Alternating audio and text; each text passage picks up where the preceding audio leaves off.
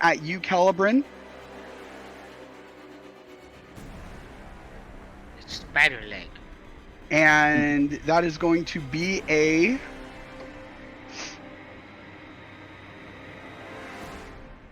26 to hit. Oh shit.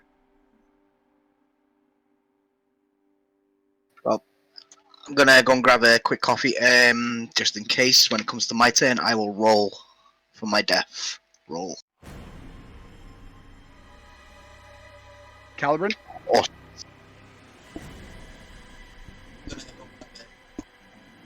All right. Calibrin, are you here? Oh, I think that's right. He said someone. Yeah. Okay. Roast chicken, friggin' Shadin. No, you did right. not. Thank I'm you. pretty sure that's a hit. Yeah. A tear Cause came he's- down my eye first. He's frightened, so he's at disadvantage. Right. So it would be 23 bludgeoning and 23 acid damage. Oh, So a total of 46 damage. He then takes another. You watch as the creature.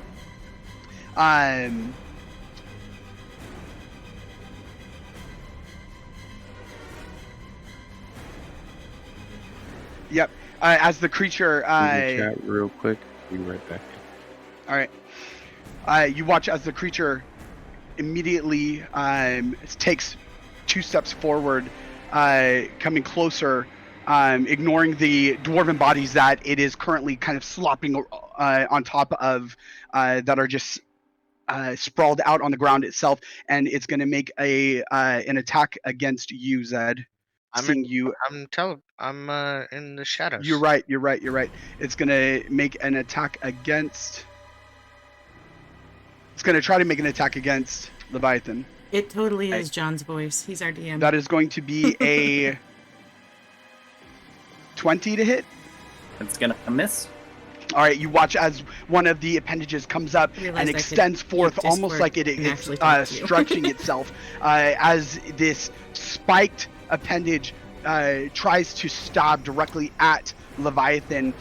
You watch as Leviathan very quickly turns and slithers around the appendage itself, causing the appendage to miss and just swing right by. It's been as so long.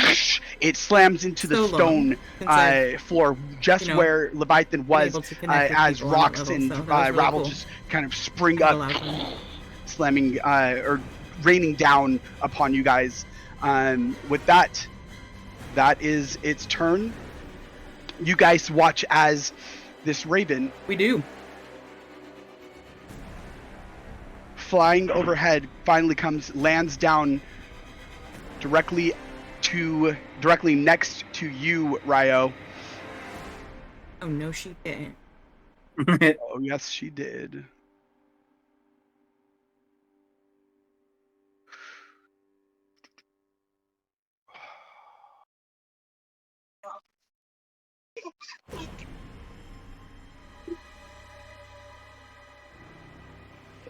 So this raven represents a person that we're dealing with that is a tiefling.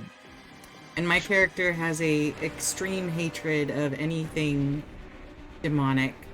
So we don't get along so well. That's what God made cats for. Ready, set, go! Yeah. Yeah. Andrew.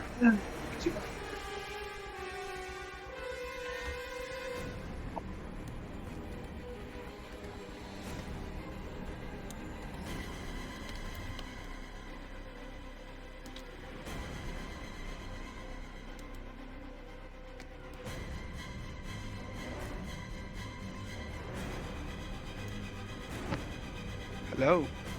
Hello.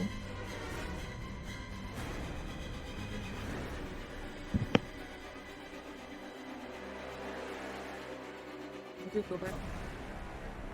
You had to go do something. Okay. I am back with coffee. Welcome back, Coffee. Welcome back. All right, so you guys watch as this raven flies down, lands directly next to next to Ryo, and then you watch as Avarice peers where the raven was. I am here to help you.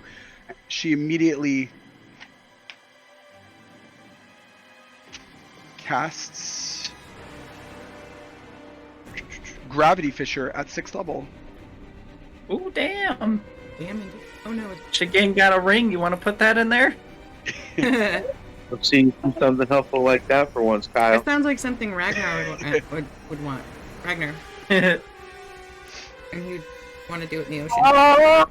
mean, if he All right. saved his earthquake totem or runestone. Constitutions plus. Oh, damn! 7, so 14 obviously misses, takes 8d8 damage. 8d8. Holy crap.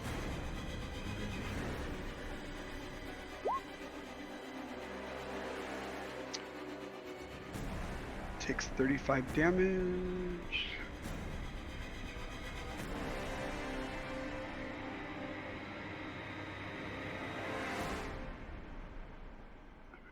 Okay, you watch as this fissure immediately she extends forth the this hand that is gripping this blackened dagger, and she flips the dagger, slams it into the ground, and you watch as directly in front of the creature and behind the creature, you see this fissure open up as this as you hear the creature shriek out in pain.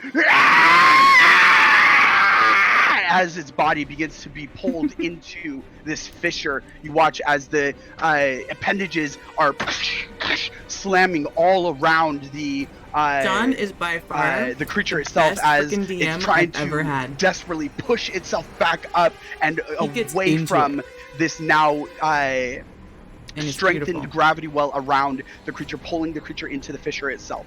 It took 35 damage, and she is going to move away and over here. And that's going to be her turn. Good. In line of sight of Finch. All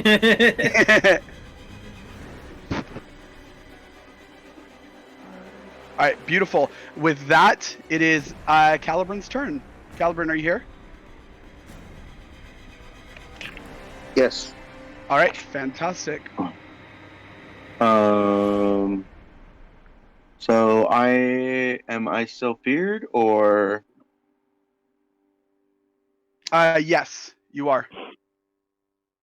So do I need to make a roll against that, or Yes, can I you fight do. against? Okay. It's another wisdom saving throw. Correct. Yep. What? Do I get advantage for having my shield on? Yes. Boom. 18. Yep, you won. So you beat it. So as immediately as you hear the battle taking place directly in front of you, and you look up just briefly as you're kind of like sitting there against shoulder against the wall, leaning against it into it as much as you possibly can. You bring your shield up, and you hear the sound of this fissure open up beneath the creature. You see this blackened void that has now opened up, and you see the creature is now pushing against the gravity that has increased around it. You hear the shriek, and looking up and seeing this as a moment of opportunity, you immediately get emboldened and you push against the fear that was surrounding your mind. As you push against it, you feel the rage fill your entire body as your orcish blood begins to boil. Perfect. Okay, so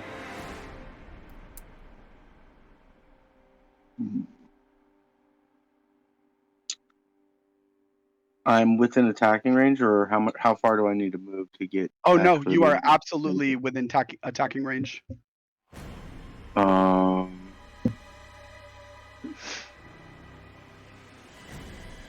How much would it require a full action to get the chest out of the bag of holding?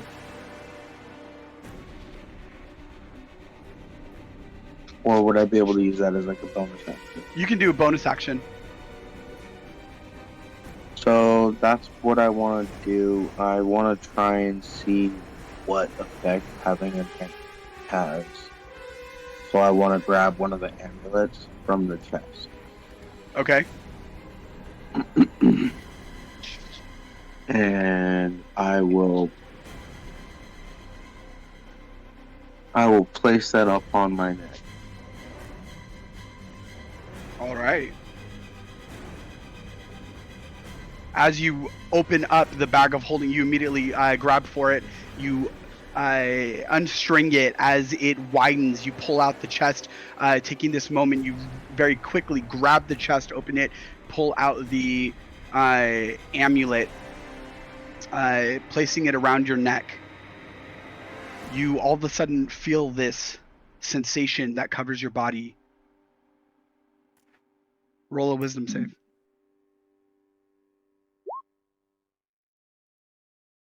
Okay. You feel the sensation that begins to cover your body and begins to very gently, almost like the lightest touch, begins to creep in the back of your mind. What else do you want to do? I'm gonna attack the creature and just try and do some damage. Well, Okay. Andrew, your mic's all fucked up. yeah, I'm talking through my phone right now. And you took damage just also, by the way. Yeah, I already Yeah. took 20, so I'm at 304.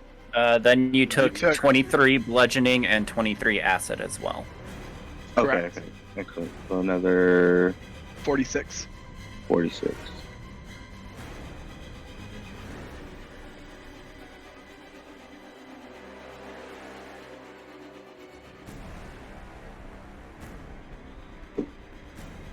All right. As you swing your sword, bringing down your sword, it does hit. You bring your sword down, and the fire erupts from the blade as you slash into the creature. You feel your sword blade carve into the creature, and you watch as the liquid type body of this creature briefly opens up as the creature immediately retracts, recoiling back from the pain that you just inflicted. As it does, you hear as the creature shrieks out in pain. You bring your sword back down and you cut, carving into the creature once again, seeing the blade arc through the air and slice into the creature. This weird, liquidy, solid, shifting in and out of material existence appendage of the creature as the body begins to fold in on itself. You watch as the appendage that you were carving into immediately gets sucked back up into the body of this creature as the creature pulls and recoils back. Very, very nice damage, man. And both those attacks. I'm sorry? I rolled for the second attack as well. Yeah, For it both hit. medicine, and then Yep. Good to go. I'm gonna Awesome. go ahead and stay within range and try and go toe to toe, or see what I can do. As you finish carving in, you watch as the creature immediately retracts the appendage back, and this spray of acid pours upon you.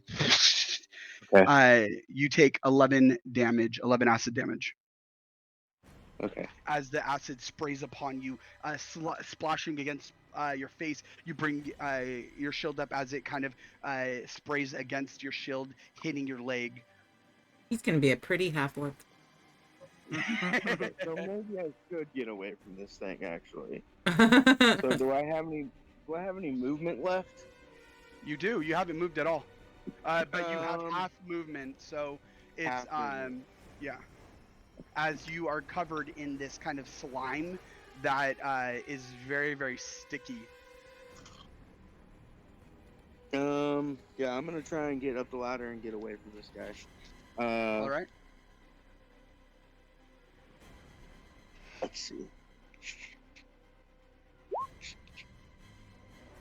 Welcome to Extreme Makeovers with your host, Shogun. Erase all your features in one go. You're gonna have to move my token for me actually, because No I'm worries. not gonna be able to access that now.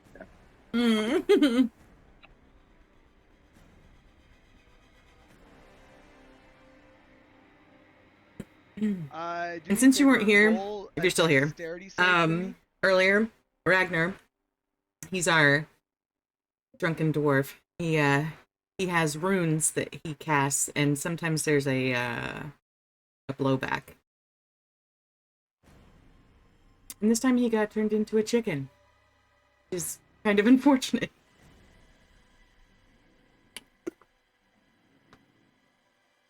Calibrin.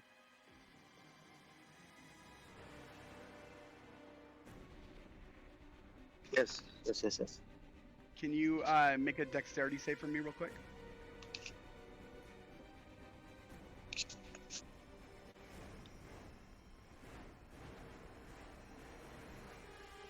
I should have grabbed the dice, is what I should have done.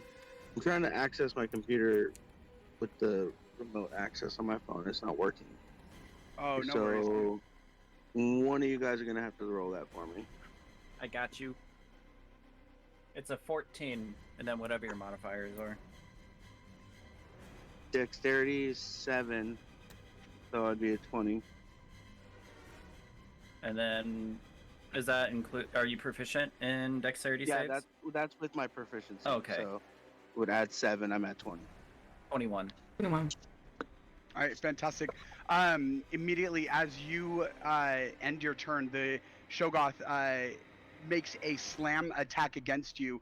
As you just finish making it up the ladder, Calibrin, you feel as the ladder beneath you, you take your last foot off of the ladder and you feel the ledge that you just climbed on. You feel the slam of this creature's body into the ledge itself as you just barely manage to escape that damage. You look at the creature as the creature's now looking up at you, still scraping against the fissure that is pulling it back in to this void that Avarice has conjured. Nicely done. With that, Leviathan, you are up, followed by Ryo. Okay, so for Leviathan. What are you doing, baby girl? You need to sit. Oh, really quick before, can someone make a dexterity save for the end of Calibrin's turn, please? Yeah. Total is 18. All right, Calibrin, as you finally make your way back up, you scrub the ichor that is just covering you off of your legs, and you begin to free yourself from this stickiness that has surrounded you. You are no longer at half speed. Leviathan, you're up. All right, Leviathan will go ahead and cast Water 2 on the Shogath boy. Okay.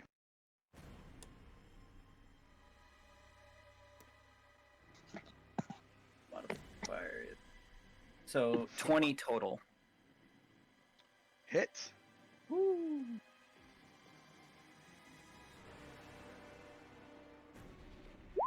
Six damage. All right. Nice.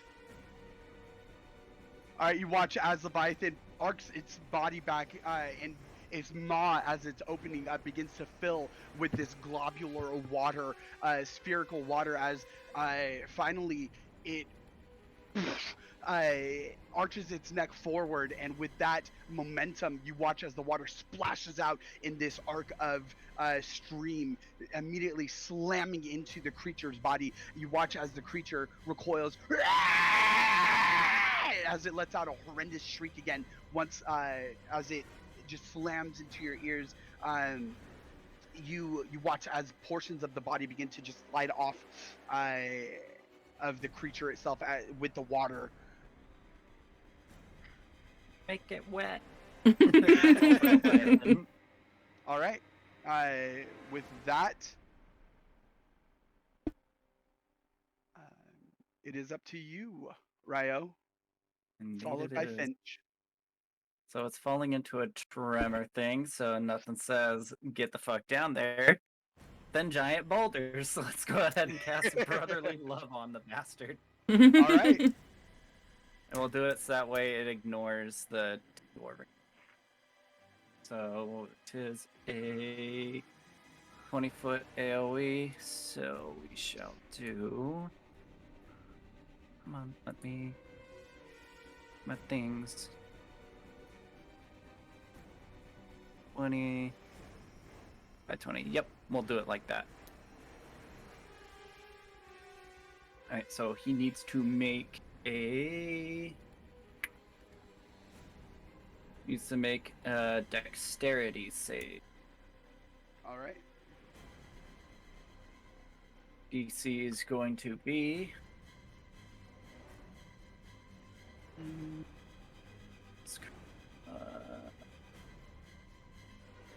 DC is going to be 23. Ooh. I did not make that save. Let's go. So. I have access to my character sheet now, so I'll be able to make one. Ruby.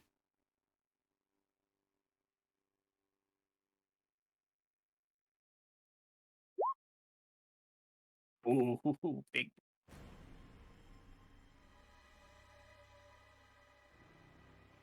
Ooh, nice. Little critter, Alright, big damage. You watch Right. as Ryo pushes forth, extends his staff as arcane runes begin to once again just cover the staff, circling in this virulent torrent around the staff itself, finally coalescing at the very tip of the staff. You watch as it begins to the aura around the staff itself begins to radiate this intensely bright light as this rift opens up seemingly from the very air itself as it begins to shimmer. You watch as this creature with these long horns begins to step out of this rift as it takes a one-hoofed step out, another one as you watch as this creature, smaller, looking almost identical to the larger visage, this smaller creature crawls up the back and stands on the very top, holding the horns of this larger creature. Immediately, you see this giant boulder appear, and this creature lift it up, and arc. You watch as the boulder slams into the Shoggoth as the liquidy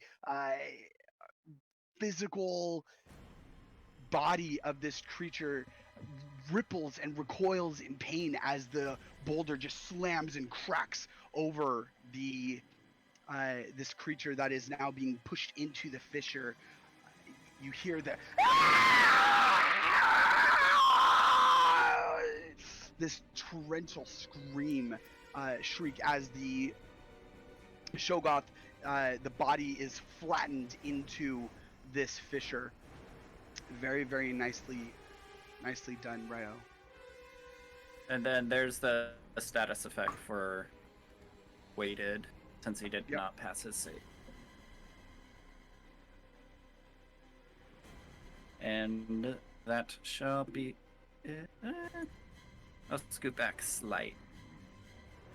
And then that'll be it for my turn. Go ahead and roll a dexterity save. Sir. Alright, so total comes to 9. Alright, as you end your turn trying desperately to get this ichor off of you, this stickiness that's just enveloped your body, doing so, you spend some time trying to get it off of you. Unfortunately, it does not seem to come off as easily as you would hope. Unfortunately, your speed is still halved, my friend. Oh no, I can only move 10 feet. Yes. Alright. Is it for me? Fantastic.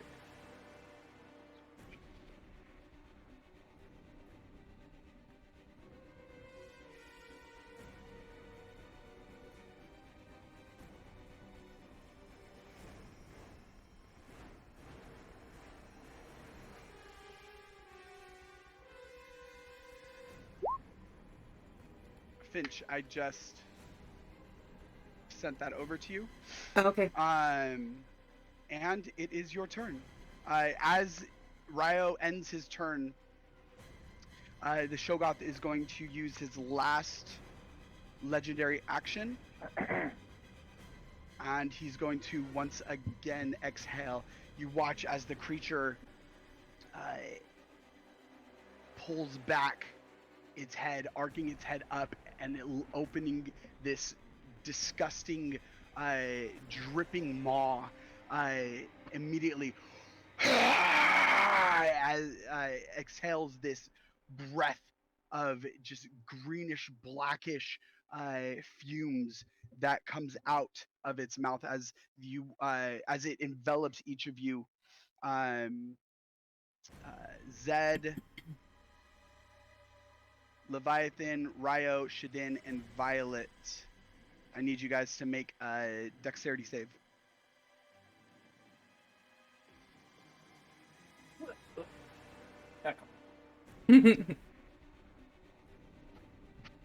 Okay.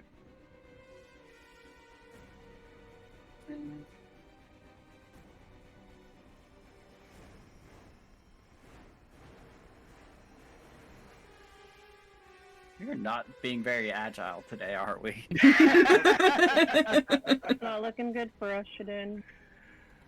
All right, Violet, Shadin, and Leviathan.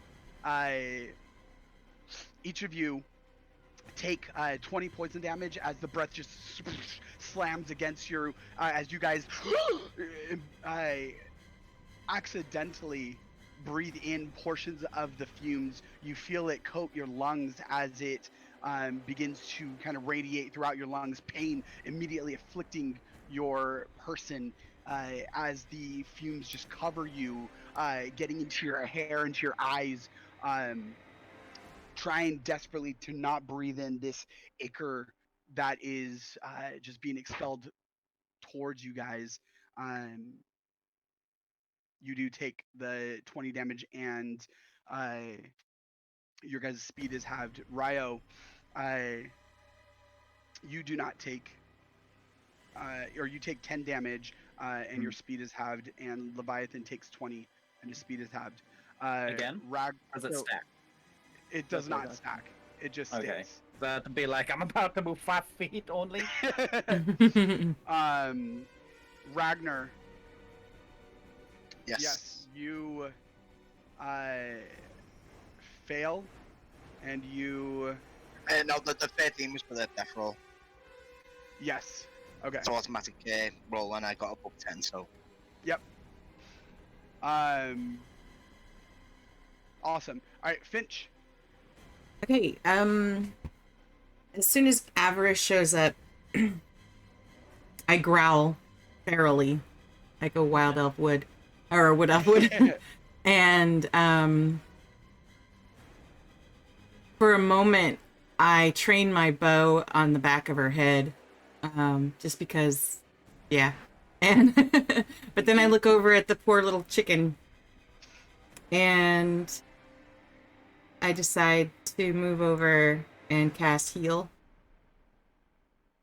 So, Doesn't matter which one the spell you cast, it's literally full heal pretty much. yeah. Yeah, it would. So, you're back up. All right, immediately, Finch, you take a step, and bending down, you guys see as this greenish energy begins to envelop Ragnar's chickeny body. As I believe, actually, Ragnar, when you die, you immediately shift back into your dwarven form. Isn't that correct? I didn't technically die, I just got down. Right, but when you down, doesn't the effect of the rune fade from you? It fades technically until time has elapsed, or Oh, okay. the Putting you down in capacity. or have left the combat completely. Okay. All All right, good to know. Good to know. All right, so you guys watch as this greenish energy begins to envelop this chickeny body of Ragnar, as Finch is just hovering her hand just slightly above the feathers. Immediately, you watch as Ragnar's body begins to move, and he takes a breath as his chest expands with the breath. You hear a weak chicken cluck as Ragnar takes a step and stands up again, kind of wobbly at first, but you have saved him, Finch. Fantastic job. What would you like to do? Trying to think if I have any other actions I can.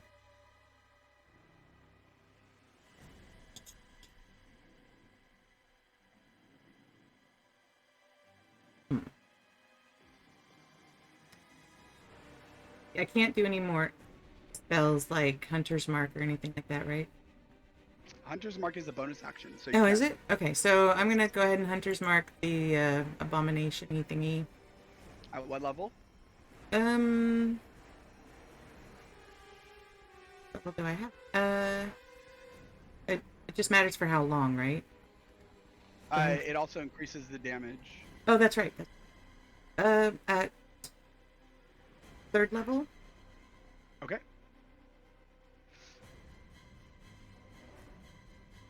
All right, Finch, you look over at the creature and immediately seeing this horrible visage of the creature itself, you hone in as almost like a bird of prey. Your focus is entirely on this creature as you hold your bow knocked, ready to let loose an arrow.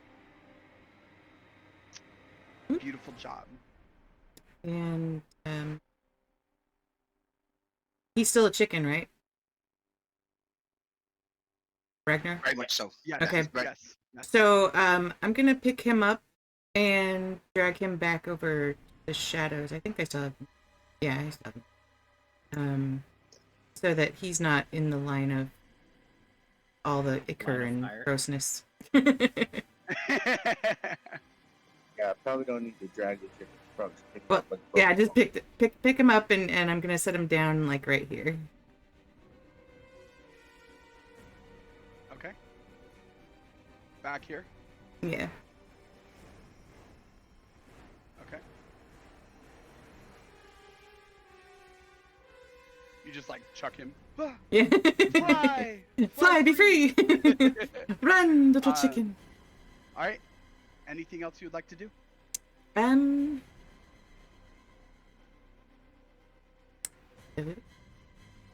don't think I have any. I mean, I want to cast protection from evil and good, but I don't think I action. Yeah, that's an action. I don't know. Yeah. That's it. All right. Fantastic. Ragnar, you are up, followed by Violet. So I am going to use the special chicken trade of Chicken Run. And I am going to GTFO off the back up the stairs. So I was gonna hope you'd back down at the Shogun. So I am literally, I am physically leaving combat right now, so I can transform back. So I'll return next round. Yep. All right, fantastic. Violet, you watch as Finch places Ragnar, still in chicken form, down behind her, and then she immediately turns back, arrow knocked, ready to fire at this creature, and you watch as Ragnar immediately runs up the stairs away. With that, it is your turn, Violet, followed by Shadin, followed by Zed at the top of the round, and then Shadin on deck. Okay. I drew my short bow earlier.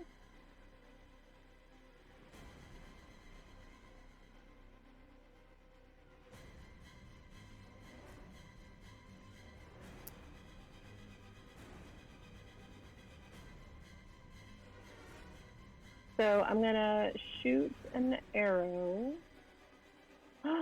Hold on, I need to look up my arrows. Also, Finch missed the perfect time here, by the way. For what? There's the link. There you go.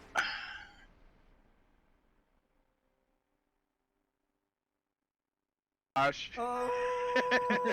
Yes. Oh my god.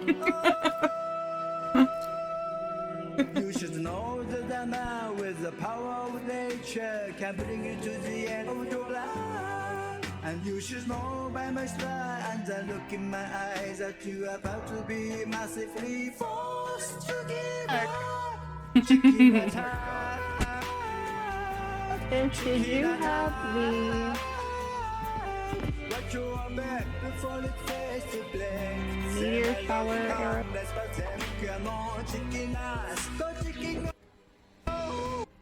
I'm sorry, what? Did you have the meteor shower arrow, or was that me? No. I was watching Chicken Attack. I have Haunted Skull, Rose Thorn, Grappling, Vampire, Turning, Teleportation, Dryad's Kiss, Green Flame, Pass Without... Oh, no. I don't have that one. You have that one. It is yours, darling.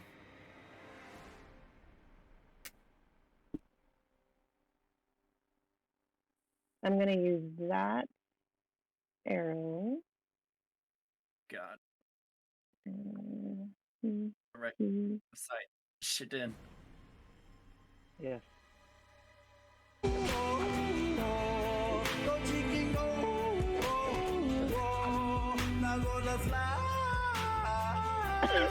You on the sky.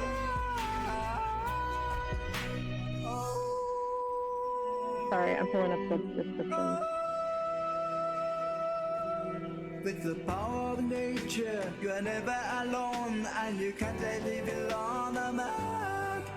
Every beast, every tree follows me to the end, and you're about to be massively fucked. Chicken attack.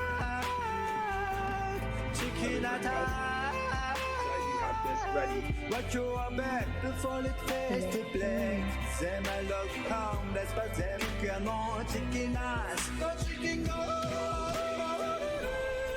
Go chicken go. Now gonna fly. I'm gonna shoot that arrow at the big guy in front of us. You are young and you are hungry, perhaps your money. I give you this chicken today. It's eggs for your dinner, it's legs for next winter. You won't have to steal again. なんて慈悲深い方だ。あなたすべての動物を操らぬんですか。すべての動物が操れるけど、鶏が一番なんだ。助けて、助けて。僕の兄が不死身で銀行強盗に巻き込まれたんです。大丈夫だ。心配するな。Go chicken go. Go chicken go. Now gonna fly. You on the sky. Question is, does she hit? Yep. So go ahead and make your ranged attack. I got it this year. It lands my back. It's gonna be just like Ice Knights, guys. Ice Knights, guys. She's already hit me in the back with an arrow. Yeah, she did. I remember that. You rolled what? Oh! 14 does not hit, unfortunately. You pull back your bow string as you let the arrow fly. You watch as the trajectory lands just beyond the creature itself, as the creature in the process gets pulled down once again by the gravity fissure as it's trying to push its way against the gravity force that is pulling against it. And this boulder that has smashed upon the creature's back, your arrow flies and then lands just behind the creature itself.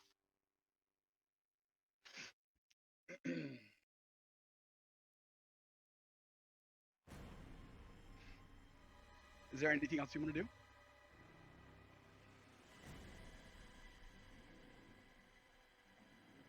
Okay. Ask Leviathan to give everybody a shower. I'm gonna move. Okay.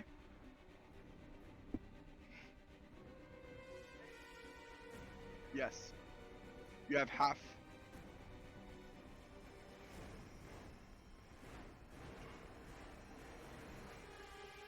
Also, do you want me to re-roll my initiative because I'm in combat, or just leave it as is? Leave it as is. Okay.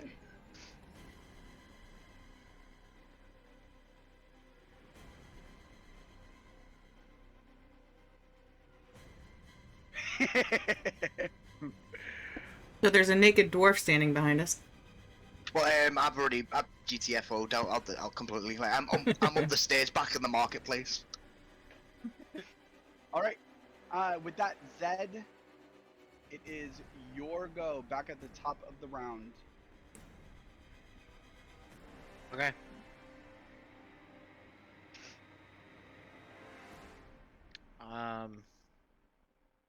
Quick question: how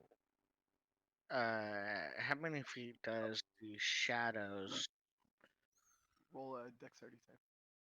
from where we're at extend up the stairs? Oh wait, there's a torch there. There is a torch. Yes.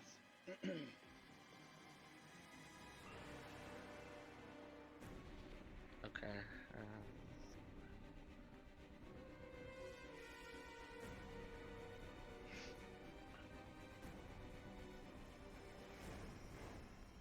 Is the Ragnar currently in the shadows?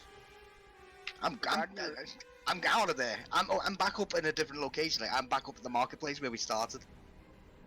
Back up? Do you know what? Give me a sec. I'll just do this. Let me do this.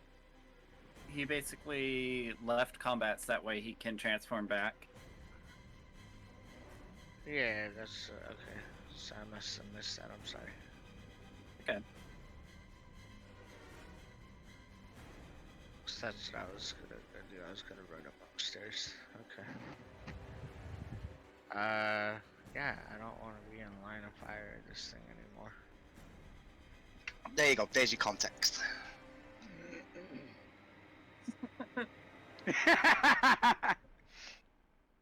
I've been impressing a lot of female dwarves.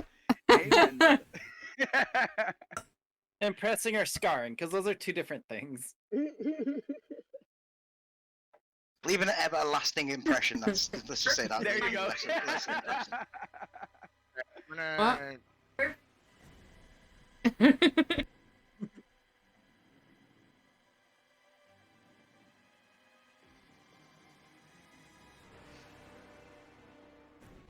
I'll teleport behind it 30 feet. Okay.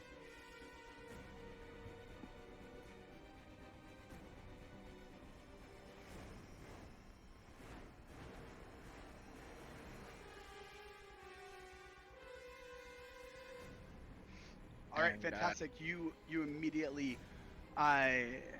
blink out of existence and then blink back into existence as you find yourself directly shadow hopping.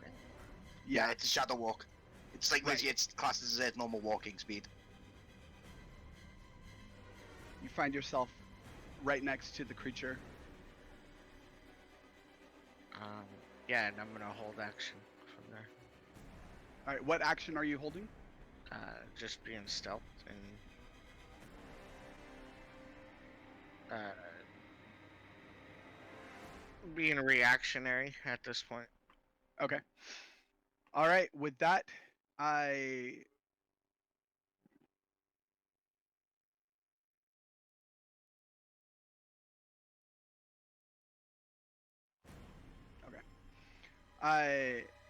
Shadin, you are up. Okay.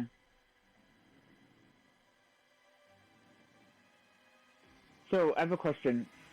So on my Moonbeam spell, it says on each of your turns after you cast a spell, you can use an action to move the beam in any direction.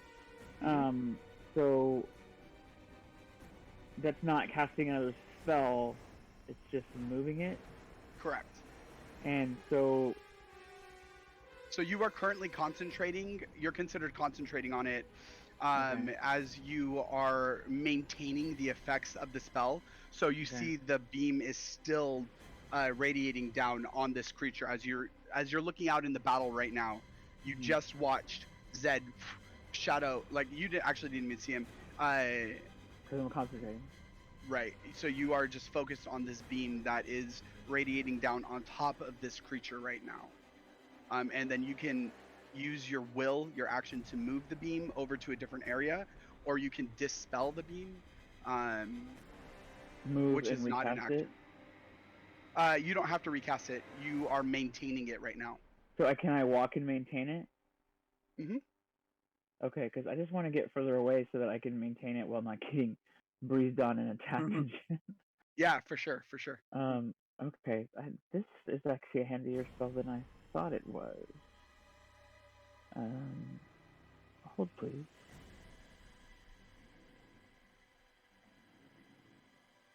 There's nowhere in here that's like 120 feet away. I want to get out of this thing's range. I don't think it's possible. Maybe I just have to get out of line of its sight. As it comes to your turn, Shidin, you guys watch as this swarm of meteors right behind the creature begins to slam into the ground.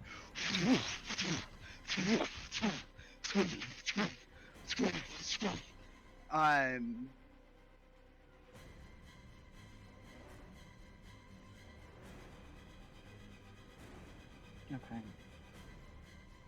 And so just by me moving and keeping my concentration, like he has to do the rolls again? Hold on, I'm trying to get the arrow that just came into.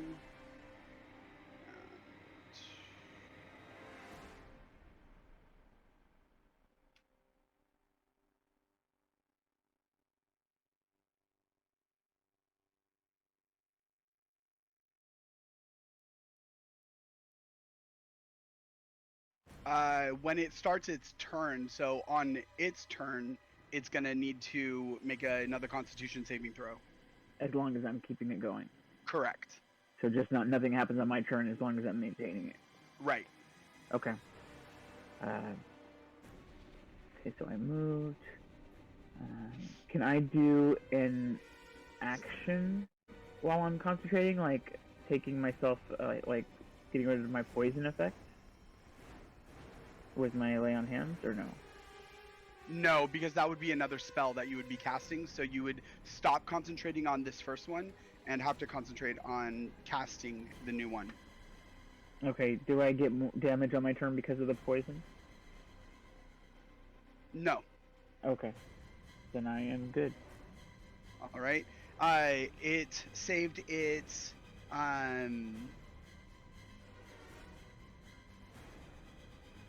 it made its DC save for the meteor strike, Violet. But it is gonna take half of the damage. 40d6, let's go. Yep. Go ahead and roll 40d6. 40. Yep. 20d6 for bludgeoning, 20d6 for fire. Let's go, Violet. See them big rolls. I'm not entirely useless, guys. Never. Not when you aim with the enemy. Expect this. Oh, when I aim near the enemy? Mm-hmm. You're always effective at hitting, it just happens to be allies a lot.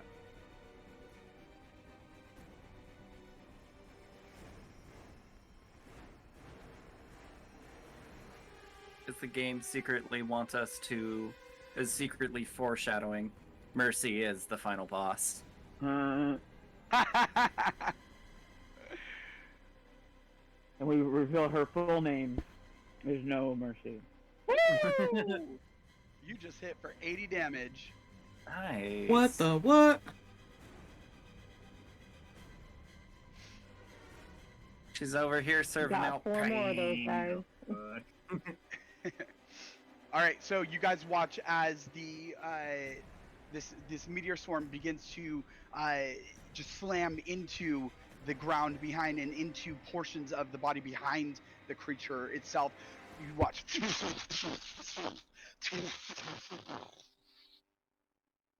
Fantastic. Shadin, was there anything else you wanted to do?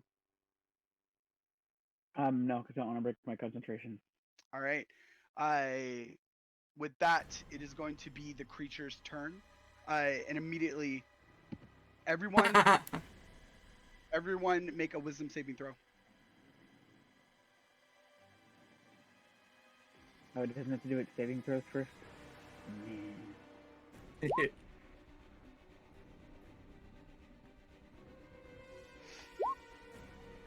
Oh lord. I'm not very wise.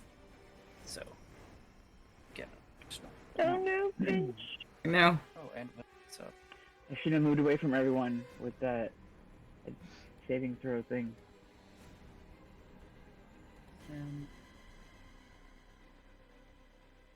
Where are you? I didn't want to be in its direct line where it keeps breathing. You don't like its breath? It's hot. No, 20 damage each turn. I mean, I'm about to go That's over and pretty breathe rough. on this puppy.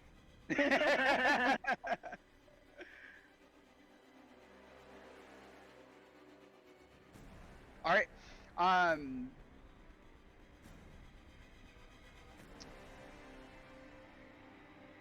Finch, Calibran, Shadin, Violet, and Leviathan. Finch, Calibran, Shadin, Violet, and Leviathan.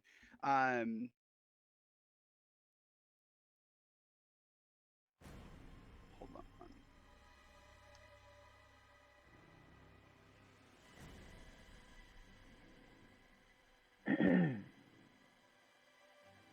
You just said not right. You guys all are frightened. As you guys look upon the creature, you see as the creature immediately begins to swell up. Its more appendages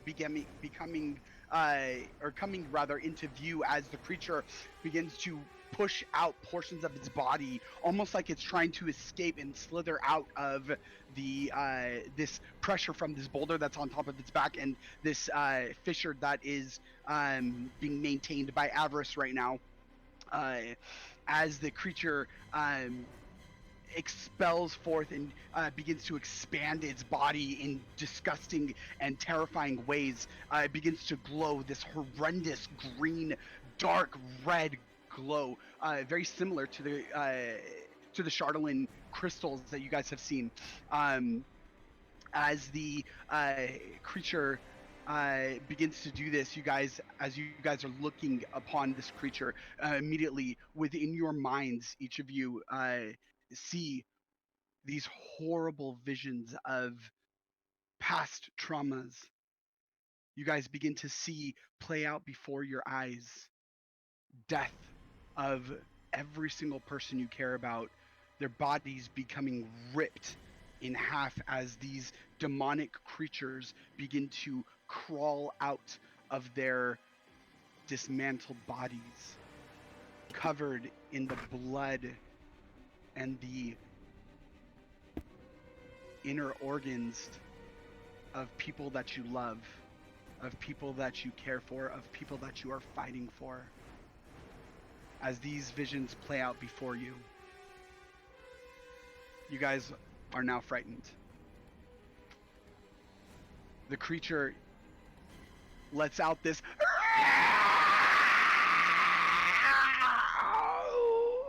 scream, this shriek. It is then going to swing at you.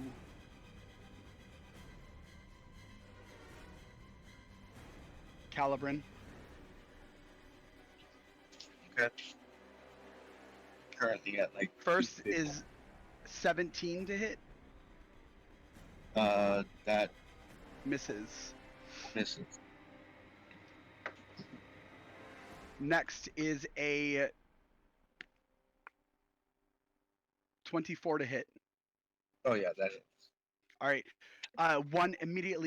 One of its appendages immediately springs forth, reaching towards you, Calibrin. You bring up your shield very quickly as you knock it off of its trajectory, and you watch as the appendage flies just above your head, immediately pulling back. You watch as its appendage immediately springs forth towards you again. As you try to bring your shield once again to slam the attack away from you, to parry it away from you, you feel as it hits your stomach, and you feel as it begins to slither itself around you, and it pulls you towards it. You are now grappled, and you take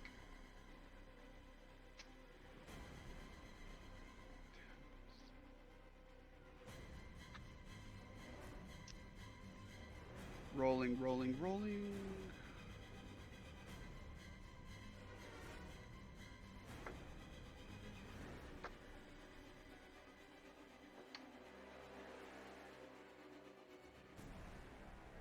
You take 27 bludgeoning damage. Okay, that'll put me at. And then 29 acid damage. 193.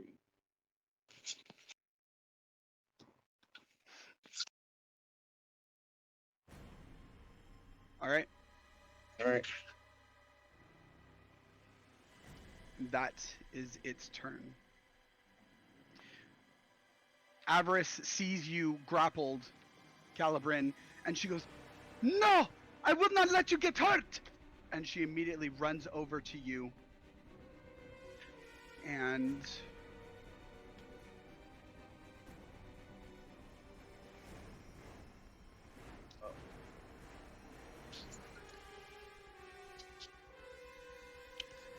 oh, I apologize. It failed its save shit in. So it took. So go ahead and roll the. Yep, go ahead and roll. Damn, low rolls.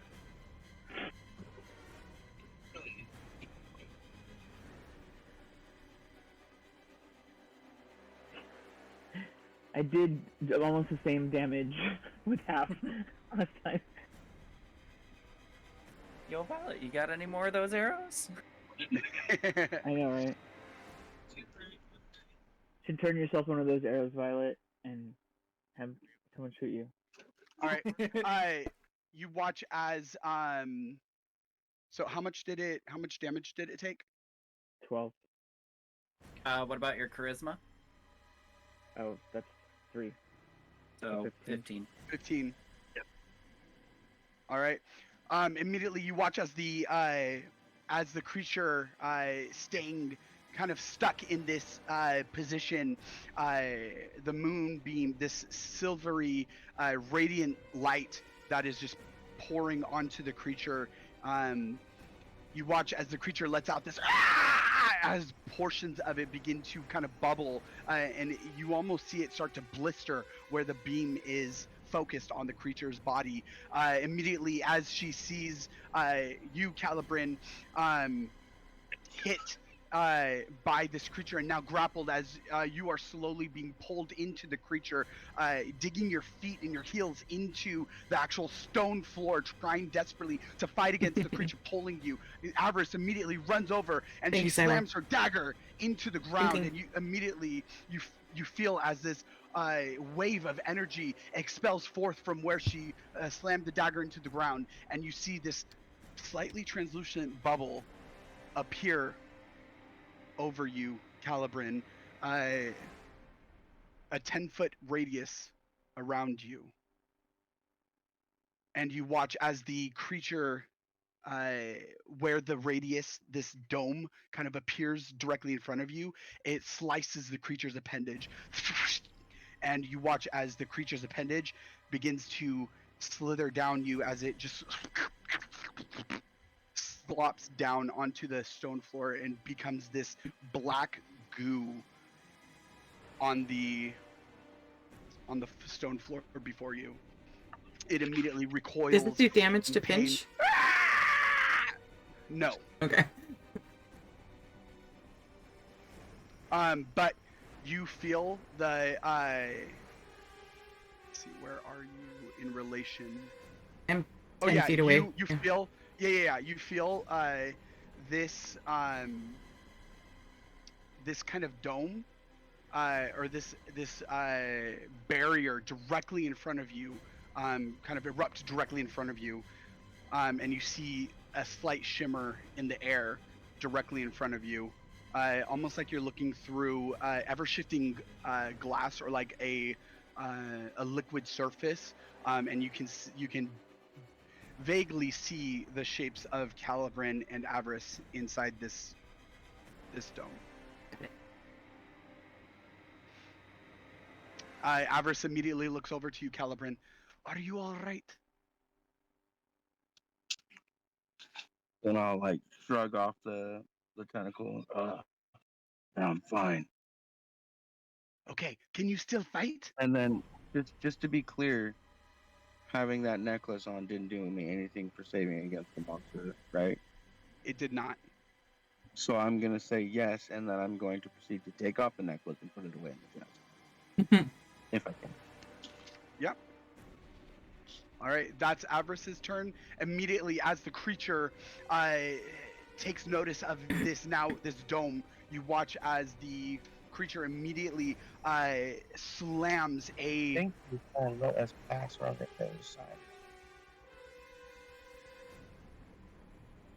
It's going to use the legendary action.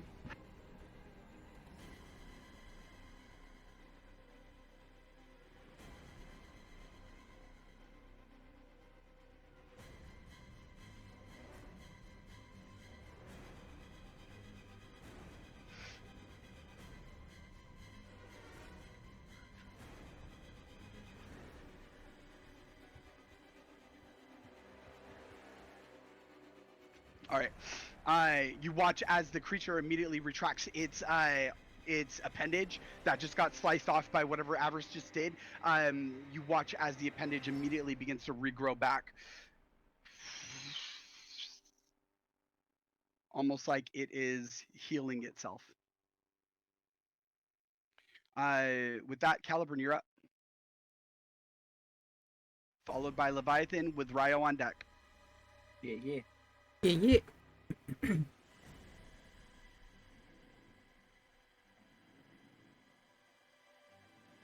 said it was me? Yep. Okay, so seeing as that melee attacks are just gonna give me more damage and we're already hurting, I'm just gonna try and retreat towards the party. And how far away from it am I right now? From the creature? Correct. 20 feet. So I'm gonna throw this flaming javelin that Ragnar gave me. I believe it was.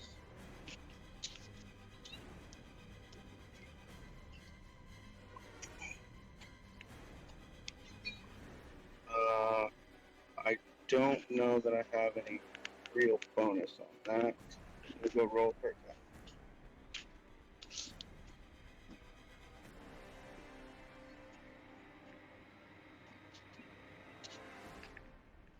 Well, but throwing a javelin, it's basically your dex plus whatever. You roll. Yeah, whatever you roll. All right. So 20. You watch as the javelin, this flaming spear, just flies through the air as Calibran chucks it. Finch, from directly in front of you, you see the shapes moving within this dome. You see all of a sudden the dome, from within the actual dome itself, lights up brightly with this kind of orange flickering glow, and then immediately out of the dome comes this spear, this javelin that is just thrown on fire, and you see it arc through the air, landing just before hitting the creature as it kind of hits against what you thought would be a fleshy appendage, but instead it's hardened and it ricochets off of the appendage itself and then lands directly in front of it. Alright, so no just barely damage? No damage. Okay. And I will just keep my shield up and my sword. And,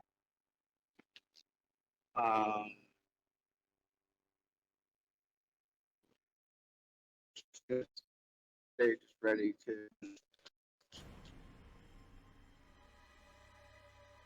Say what? Oh shit. Calibrin! What? Hello? Hello? Hello, you were frightened, my friend. Oh, yes, I was frightened, correct, so I couldn't throw that. Nope. So I need to throw, what, a wisdom saving throw? Uh-huh. Thank you, Shadin.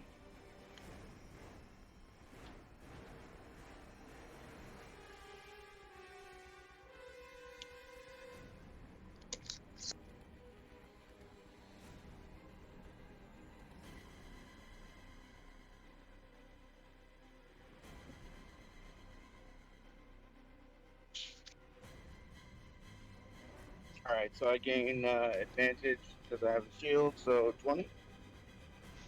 Yep. You once again you feel as the visions displayed before you, reminding you of traumas from your past. As it's playing out, you see your mom. You see this blue blur. Don't be frightened, child. You see this blue blur in this vision that's playing out before you, and then it's gone as your mind takes control over again. You see the battle playing out before you as the creature now flailing. You successfully make or escape the terror. Free yourself. Okay. Don't be frightened, child. The tentacles look like a penis. It's only scary the first time you see it. Oh my god! Okay. No. So yeah, I become unfrightened. I try and throw my javelin, and no avail. I will just prepare to soak damage for party giveness. All right. All right. All right. With that, Leviathan. Some safe fear. Take these. Bonus. Leave it. Yep, 0 on wisdom. So 19. Yep. You, as you, all right,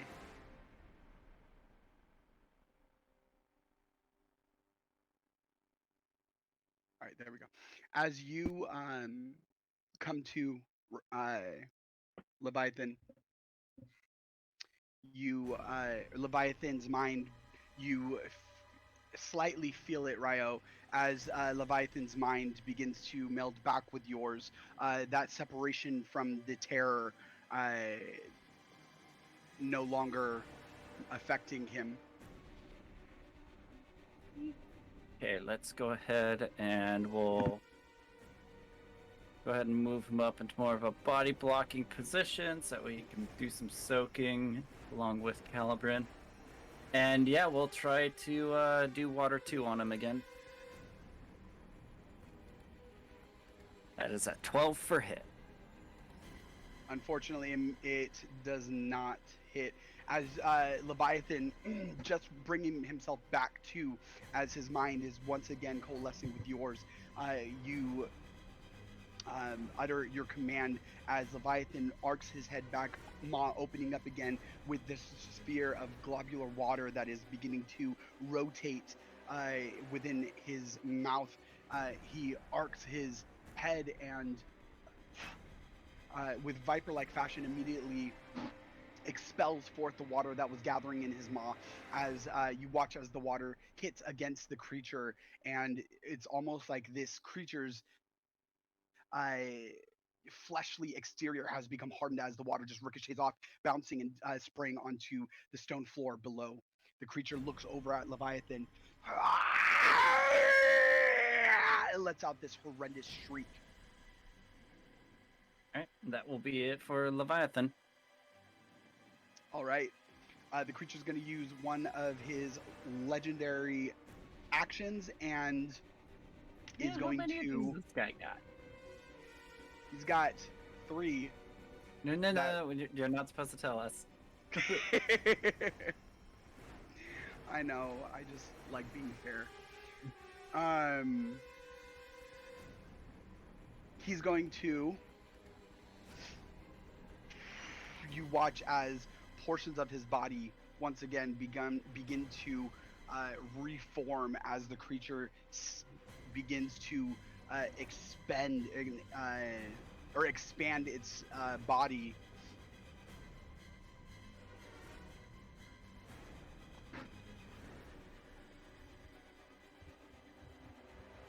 All right. Was that it, Ryo? Well, I mean, that was it for Leviathan. Yeah, for Ryo... Should we do... Do we want... Yeah, I could always summon the cottage on top of him. I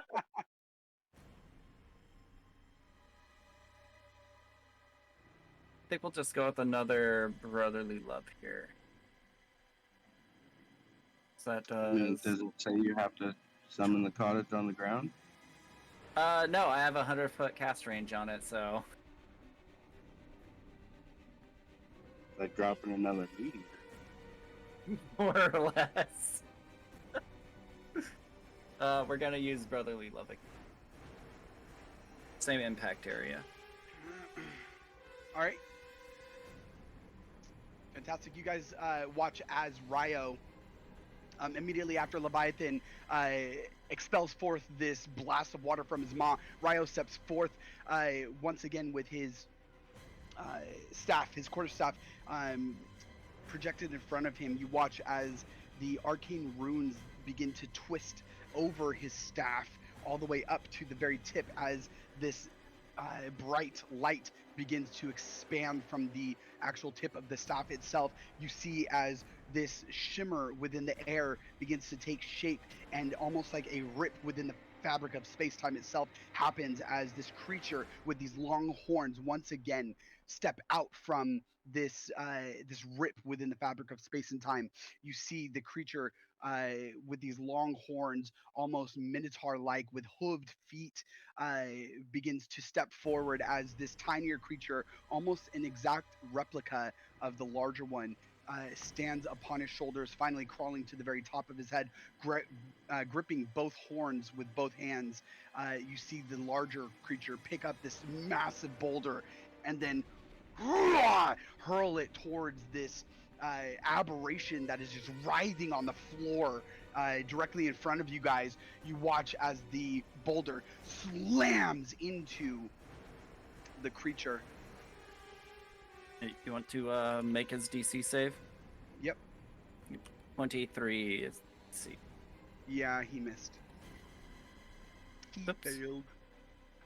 Sorry, wrong one.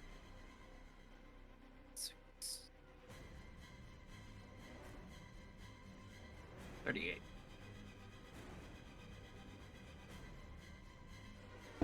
Oh, very nice. Very, thank very you, nice. Thank you. All right, you watch as the boulder slams into the back of the creature once again, just shattering on his back. or what would be this creature's back, as the creature now 3 mouths open up, almost one on its stomach or chest, as it kind of roils in pain. A mouth opens up on its shoulder, or what would be its shoulder. The creature lashes out, reaching towards you, Ryo, and coming just at a stop, its appendage just at a stop, as you watch as this hand forms, and from this hand, this mouth on the palm forms and lets out this shriek, and then immediately recoils back in pain. Very nice damage. This boy watches anime.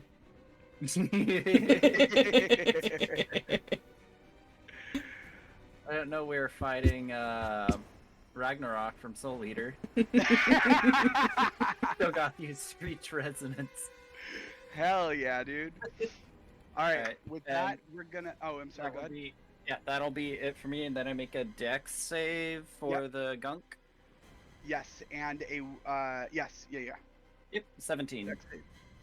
Ooh. Oh wait, hang on, I get a plus... Because I'm then 15 feet of Levi. 15 feet gets +2 AC and +2 to save, so make that a 19. Fantastic. You immediately, you watch as the as you begin to push the ichor that has just formed from the exhalation of this creature, formed on your legs and on your cloak, on your arms. You just begin to slag it down, and it just flops down to the stone floor. You free yourself from this entangling mass of whatever the creature just kind of vomited on each of you. Boy, maybe someone should have held her hair back. Yeah. And with that, guys, we're going to go ahead and take a 20-minute break. Be back here at 2:45. Awesome.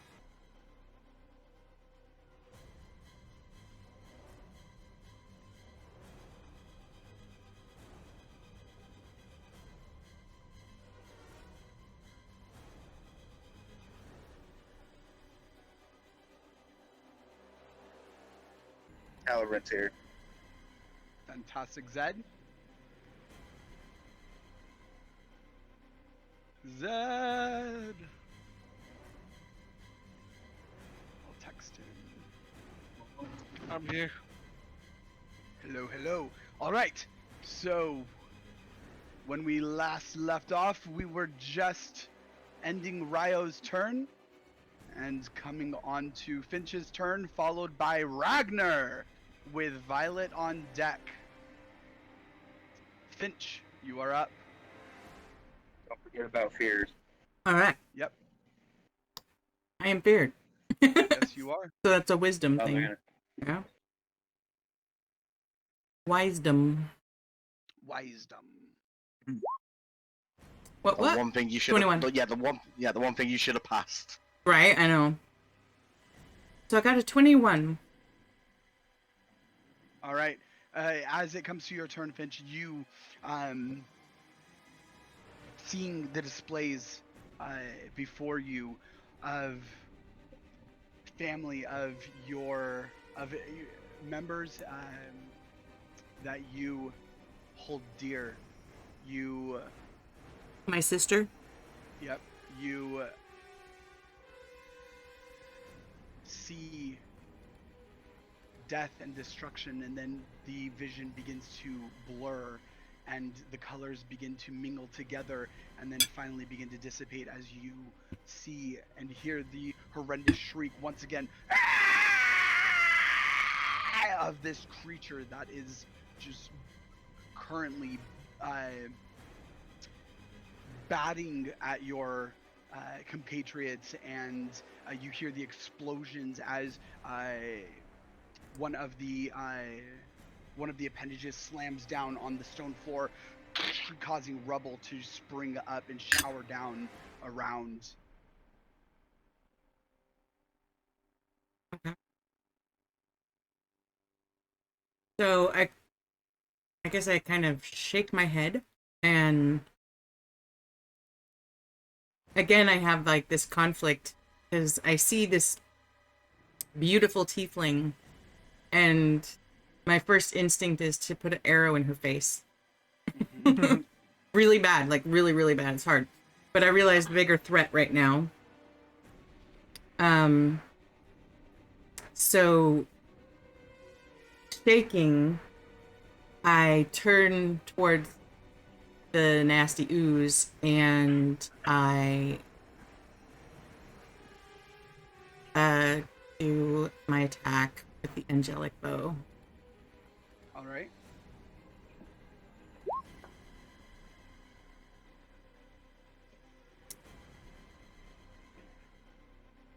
I'm assuming that hits. It does. It does. Are you using a charge or just a regular attack? I think I want to use a charge. Okay. Because this thing needs to die. All right. So you knock the arrow, and immediately you feel the bow's energy begin to radiate down your forearms and begin to become a part of you. As you feel the energy, you will it into the arrow itself. You watch as the arrow itself begins to glow this vibrant. And it's radiant. I want to use radiant. Okay, this vibrant, radiant white, almost like white hot. And you let the arrow fly. You watch as the arrow arcs through the air and then lands directly into the one of the creature's eyes that had just sprung up. You watch as the body immediately begins to tremble and recoil back in pain as the arrow sinks into the eye itself, and the eye begins to close and disappear. Fantastic. You bring the bow again, letting the arrow fly again, finding purchase once again onto the body. You hear the shriek of the creature as the arrow finds purchase into the liquidy physicality of the body. Go ahead and roll damage. Okay. Plus your hunter's mark. And I'll do the 2d8, and then I'll do 2 hunter's marks. All right. Oh wait, I think I can do the 100. D8 for the angelic bow. It's D10. Oh, is it? Yes. Oh, that's beautiful. Then, okay, so nice. And then the hunter's mark. I want to see if this works because the roll 20 thing doesn't always do what I want. Nope, that's not gonna do it. Okay. Okay, so I'll do the 2 arrows and then I'll do hunter's marks. So 14 and 8. And 4 more. So 12 and 14, 26. All right, fantastic. You watch as the creature recoils back in pain as the arrows begin to get sucked into the body itself of this creature. You watch as the arrows disappear. Fantastic. Is there anything else you'd like to do with your turn? Throw a dirty look at Avarice. At Avarice? You watch as almost like as you begin to look through this dome that is currently shimmering and shifting within your sight. You see her body positioned in a defensive stance, just the silhouette of her, and then as you begin to kind of glare at her through this, you watch as her head turns back. You can't see her eyes, but you get the sense that she's looking directly at you. She knows. I've got arrows for her. And that's it for my turn. Ragnar, you are up. Do you want to do the visual or? You guys watch as, or you guys hear first these footsteps that come running down the stairs behind you. And then you hear Ragnar. Go ahead and roleplay it for us, buddy.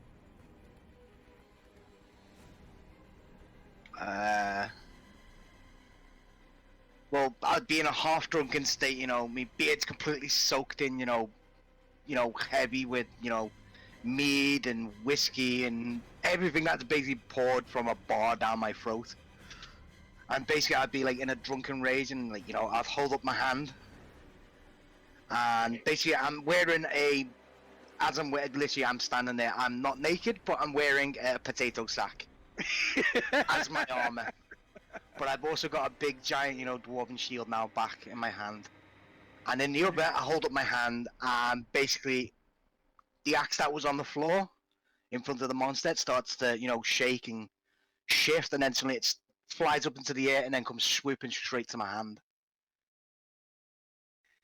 You guys see this dwarf in this brown sackcloth that is just draped over his body with with ale that is currently just sopping off of his beard, dripping onto the floor, and you hear him yell, "Hurrah!" As you guys look around, you see him just draped in brown cloth. Awesome, man, awesome. All right, you watch as as his axe flies, as he catches it in his hand. What do you do, my friend? Avengers Assemble.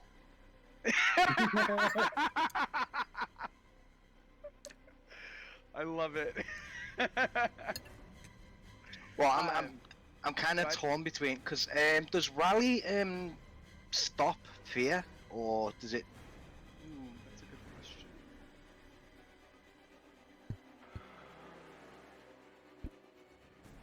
Because I know it gives more HP to them, but it also, you know, it used to, you know, give them a burst of confidence to their saving throws. It used to. Or is that just for bards only now? Yeah. No. It does cure fear. Squad members are cured of fear effects and may add an additional 10 feet to their speed if their movement brings them closer to you.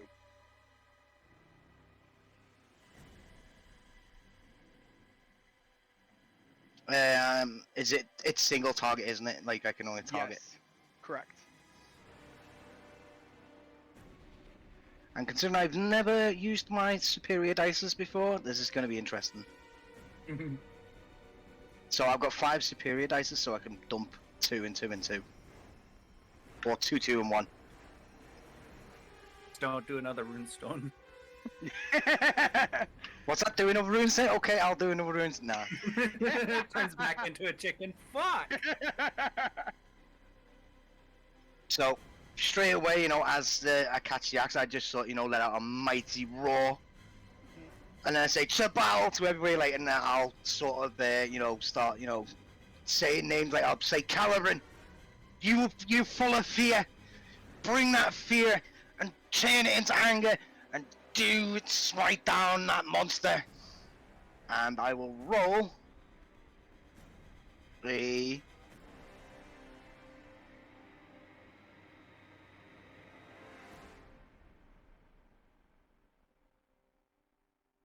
The D8?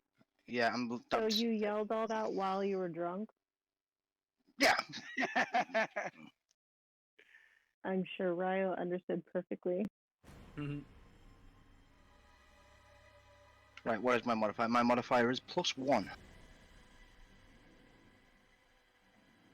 So Calibrain gets a temporary HP of...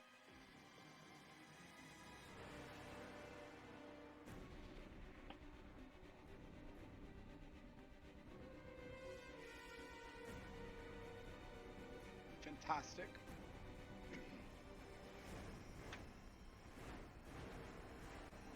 Calibrin. Pie. Andrew. He's muted up. We've tried all of the names. Daddy. Daddy! I missed that. How much health do I gain? 6. It's 6 temporary health. Temporary health. Okay. How long does that last? Till you get hit, mate. Alright. Or you rest it off. Next would be Violet. I will also boost you. And I'll be like, you know, come on, you pointy-eared girl. You've blown up stuff before. You can do better than this. Get up and fight. And I'll roll 2 dice for it.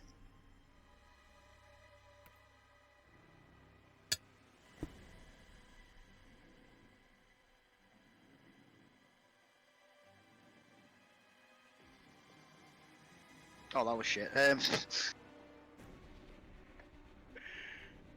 So you gain 7 Yeah, so you get 7 temporary HP.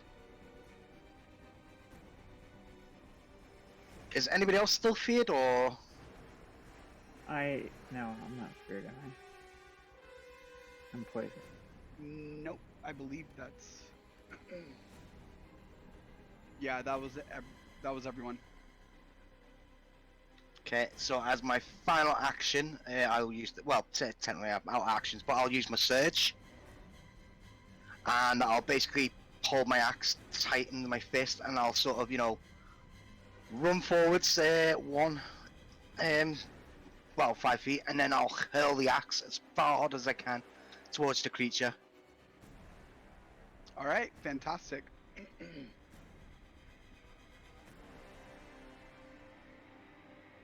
Take your pick. Either way, it hits. You watch as the axe is hurled through the air, and it spinning top over end,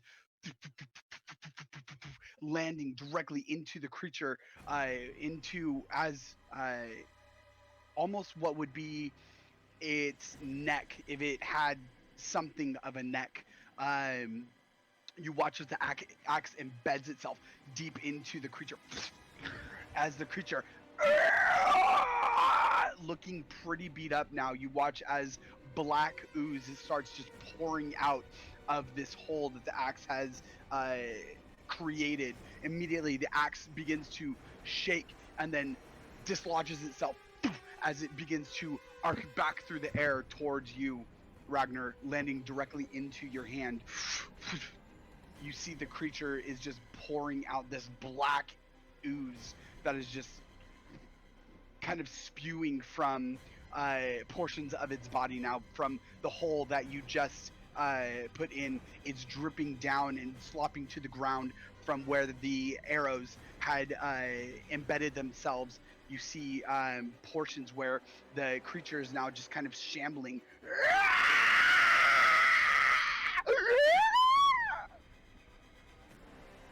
Is there anything else you'd like to do?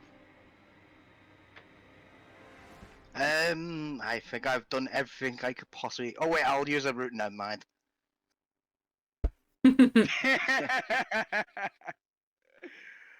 All Are you right. sure this is what you want to do? I can't do it. I'm out of actions completely. I've used both of my actions on the surge, so got nothing left in me. All right, fantastic. With that, Violet, you are up, followed by Zed at the top of the round. Okay, I'm gonna attack with my short bow again and the meteor shower arrow. Yes!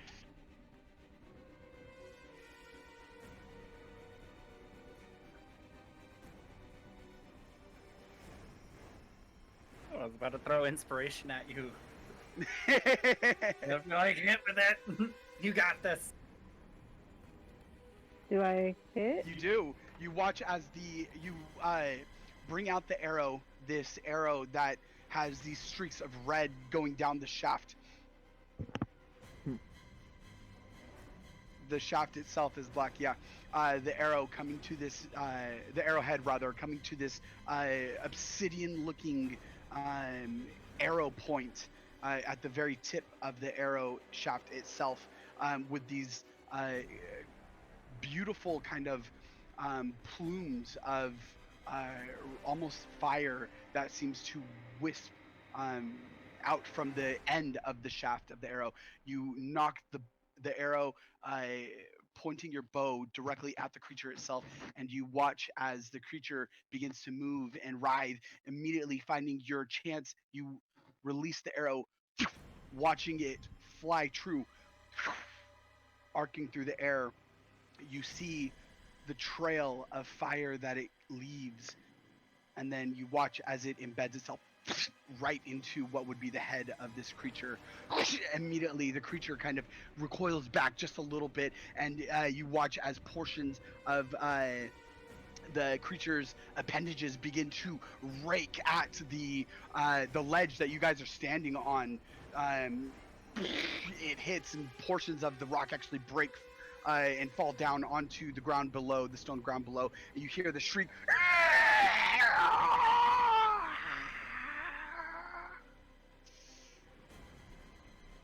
Beautiful. All right. Is there anything else you want to do? Okay. Zed, you are... What? The arrow doesn't do damage itself. The arrow brings... Yes, correct. Zed, you are up. All right. I am. You said it brings in additional damage. Is that what you said? The arrow doesn't damage, so she just fired the meteor swarm arrow. It doesn't damage the creature itself. Rather, it dissipates and summons the meteor swarm spell. Okay, give me 1 second. I'm gonna look at something. But that does damage, right? Oh yeah, that's the 40d6. Okay, that's why I was like confused. Just don't get close. Well, no. How far away am I? Look at me. I'm just saying. I'm just saying. And I'm so proud of If you you. get close, it's not my fault. Because the only way for you to hit me is for it to be absolutely intentional. I'm nowhere near the line of sight. How are the dwarven guards faring? Are they dead already? With the dwarves? The dwarves, yeah. You don't know Maybe yet. they're absorbed. Can't. Oh. Because they're probably inside. Violet's gonna pull out another one of those arrows and be like, "She didn't hold this." And he just sticks it into his hand, and then runs away giggling. You made so much progress, and you throw it all away. We're a very chaotic bunch. Have you seen Disenchantment? Yes, I fucking Okay. love that. Oh, fuck, that is the, awesome. I have a you question, know the demon? John. I was watching that show. Lucy? Yeah, I was watching that show, and I was like, holy shit, the demon is Ryo. Yes, Zed. Yes. Alright, so the center mass of this being, Yes. what I want to do essentially is I'm gonna cast Fireball, Okay. and anything within a 20-foot radius is gonna have to roll Make on. a deck save. So I'm 20 feet on the edge of this, but I want to hit it in the center. Does that make sense? Sure. It makes sense, and I'll allow it. Either way, you would still or do I impact it. do I have to move back 5 feet? No. You can fireball in your face if you want to. I just don't want to. I don't want to be within the radius itself the of the explosion. 20-foot radius. Yes. Right. Then I would suggest moving back.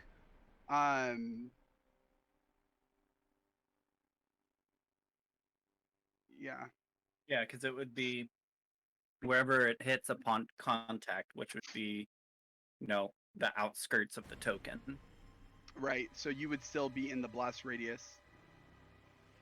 Do it. Do it. I'm in the. Okay. So here.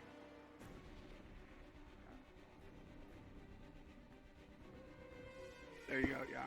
Do the roar.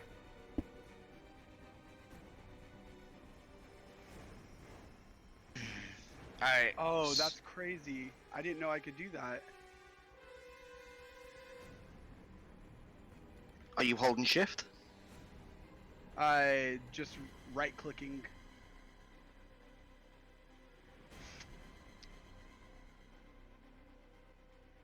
Oh god, we're all doing it now. All right, Zed, go ahead. Yeah, so I'm gonna cast Fireball. All right, fantastic. The arrow's trajectory when Violet rolls a natural 1. Hey. That's accurate. All right.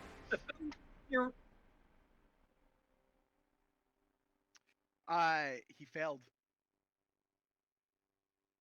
Woo, buddy. All right, so you guys watch as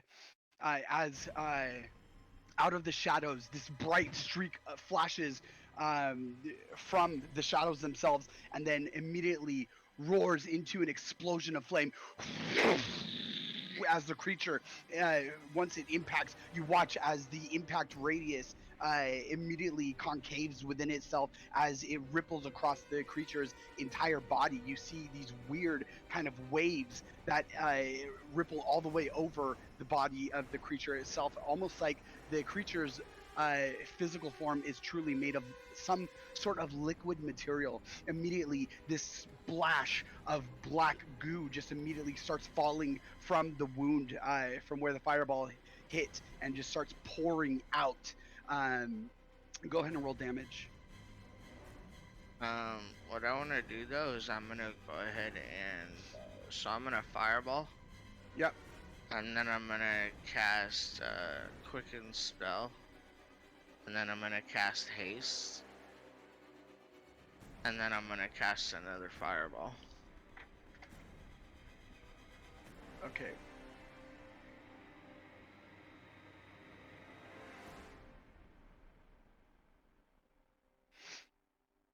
So basically I'm giving myself another spell action. Mm-hmm. So yeah, you're just rolling again. Yeah, it's used as a bonus action. All right, once again, fails. Okay, so I'm casting. You watch again as, you watch again as immediately following the first streak and explosion of fire, another one comes from the same same location out of the shadows and lands, finding purchase on the side of the creature again. Once again, you hear this as the creature, 4 mouths open up all over in different various parts of the body of this creature as this horrendous shriek just expounds all throughout the cavern itself, echoing off of the rock walls, causing it to sound even louder than what it really is.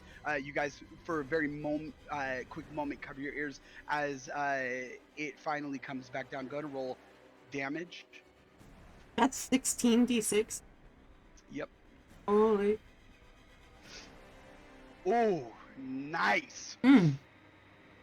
You look out at this creature, you see portions of its body is just dripping down onto the floor, pouring out of whatever wounds it has. You can't really tell as the ever shifting blackness, almost void of this creature's body shifts in and out of physicality. Nice fucking hit, dude. Hell yeah. Immediately. All right, as it comes to, was there anything else you wanted to do before we do that? Other than just let me see.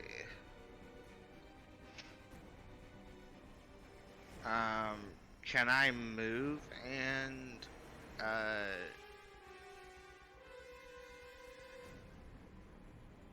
re-stealth? Or can I would say go through it? you've used your bonus action already, so you wouldn't be. You haven't really moved. Well, you Huh. did. You did move out of stealth because you cast and made an attack. So you wouldn't be able to go back into stealth, unfortunately. No. You can move though.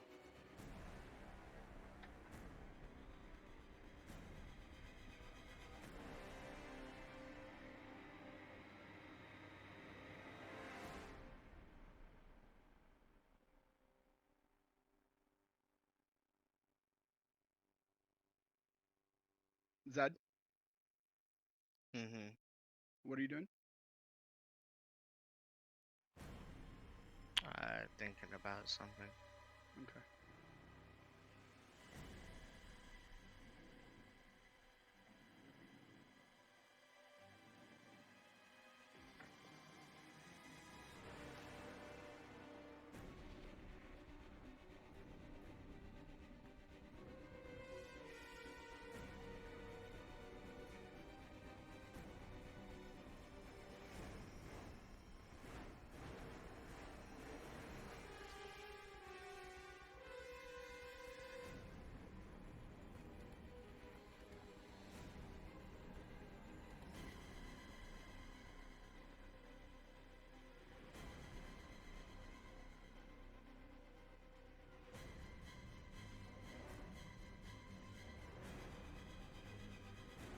Okay. It's probably the first time I've ever seen Zed go all out and not actually kill someone. Mm-hmm. So this is what happens when it's not dead at the end. It runs away. All right. Right now, as you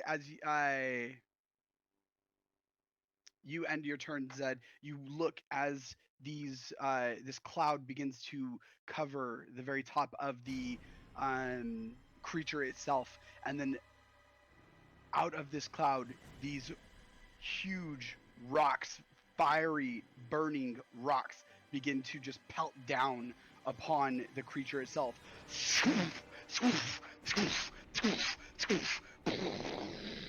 Go and roll damage.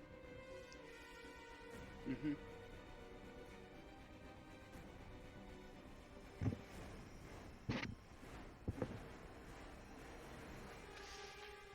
Boom! Exploded. Oh my god. Whoa. All right. The reason these arrows are expensive. Mm-hmm. How much does it cost? A lot.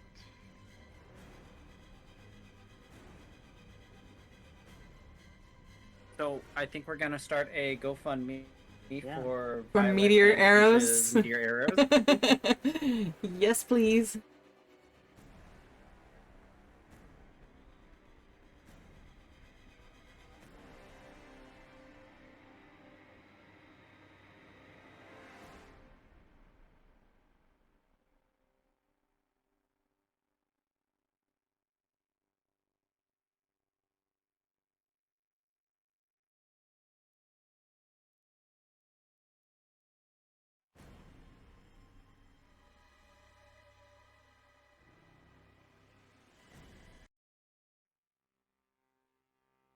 Well, one thing's for sure, those fucking dwarfs are dead. Yeah, right? They're like eviscerated. They've been blasted, blown up, and now they're getting absolutely fucking caved on now. Yes. All right. So you guys watch as the meteor strike first as Zed's fireballs, 1, 2, expend from his finger, landing, finding purchase onto the side of the this creature's body, this creature's appendages. You hear as its shriek echoes throughout the cavern, and then immediately following that, you see as these meteors begin to strike down on top of the creature itself, with these massive explosions. You hear the shriek of the creature as the meteors continue to pelt down on top of its body, and then as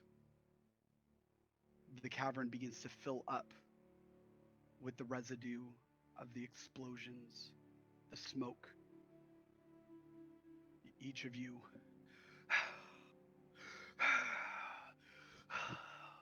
breathing heavy,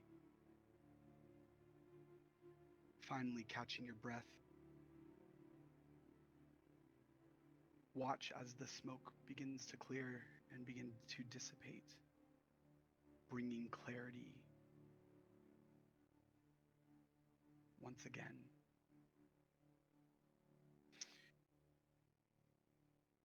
Calibran, you watch as Avarice plucks her dagger from the ground and sheathes it, and the dome that was covering you dissipates and vanishes. She looks around and then looks at you, Finch. There's a moment where your eyes meet, and then she immediately looks away. Ooh. Spicy. Play nice. Not She then As asks. Ragnar coughs up feathers. She then looks around. Is everyone okay?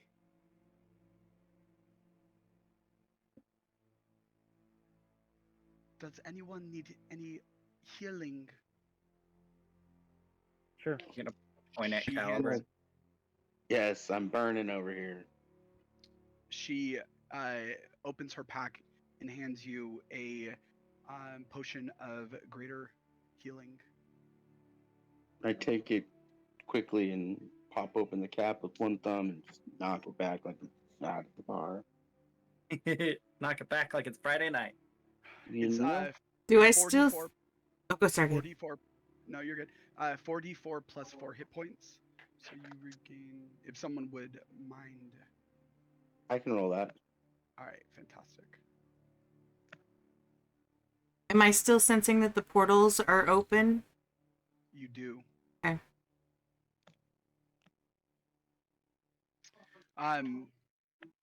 So I just look at Avarice and I say, since you're so good with portals, why don't you go take care of those over there and close them? What portals are you talking about? And I just walk towards her, sort of threateningly. And I'm like, don't tell me you don't sense them.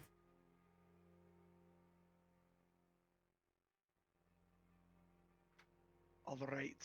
She begins to walk over. As she begins walking over, the creature, the body explodes, covering the entirety of the ground in this acidic looking ichor.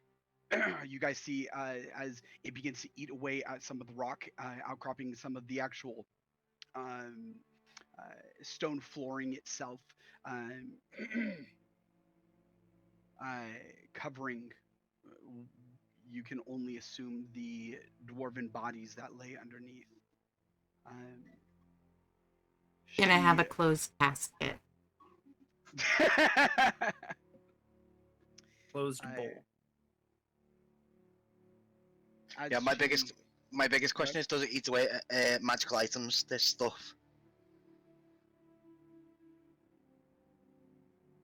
The reason why I'm asking is because my shit is there.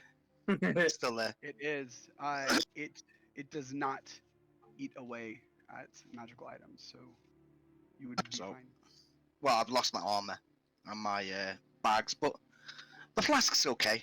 That's what counts. That is what counts. You watch as Avarice immediately she shifts into her raven form and begins to fly across the cavern itself. You guys kind of watch as she vanishes, no longer being able to see her blackbird form. Is it too late to put Hunter's Mark on her? I'll give it to you. Okay. It's not. So you immediately hone in on her exact spot, and you feel her presence. You do feel her generally over in the area where you know where one of the portals are. Still have your potato sack. That's fucked up, man. About 15 minutes as you guys are just kind of gathering around. What are you guys doing? I'm gonna cast the what's it called? Not Misty Step, the other one. Etherealness. Okay. And essentially follow her on the other, on the other plane. And just to kind of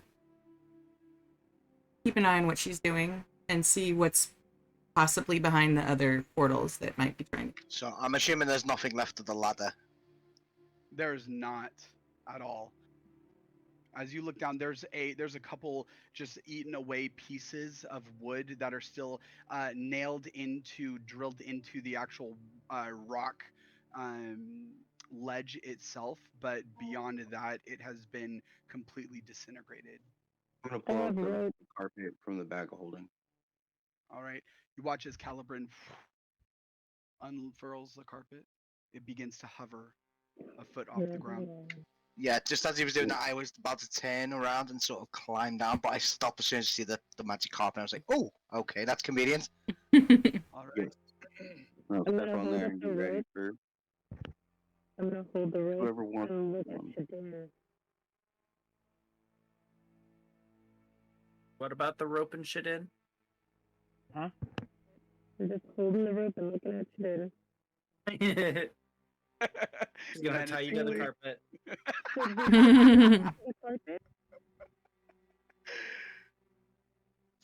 So once Where is everybody's that on that going? wants to get on, I'm just gonna steer the carpet down to one, Ragnar's stuff, and two, to check for any life left in, or if the dwarves that got landed on or attacked are okay, or any residue or remnants of this giant freaking creature. All right. Go ahead and make an investigation check, Calibran. I'm on the carpet with you. Yeah, Finn, while I'm go ahead. Yeah, while I'm digging through, the carcass looking for my flask, I'll also look for, anything out of place and ordinary and, takeable. All right. Ooh, nice. I demand you take the second one.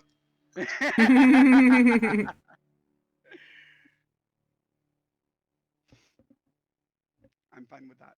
All right, so you guys, as you guys go down, hovering above the ichor that is still kind of burbling, you guys see areas where there are bubbles that are forming within the body itself as it's beginning to ooze out and become and completely liquefy. You hear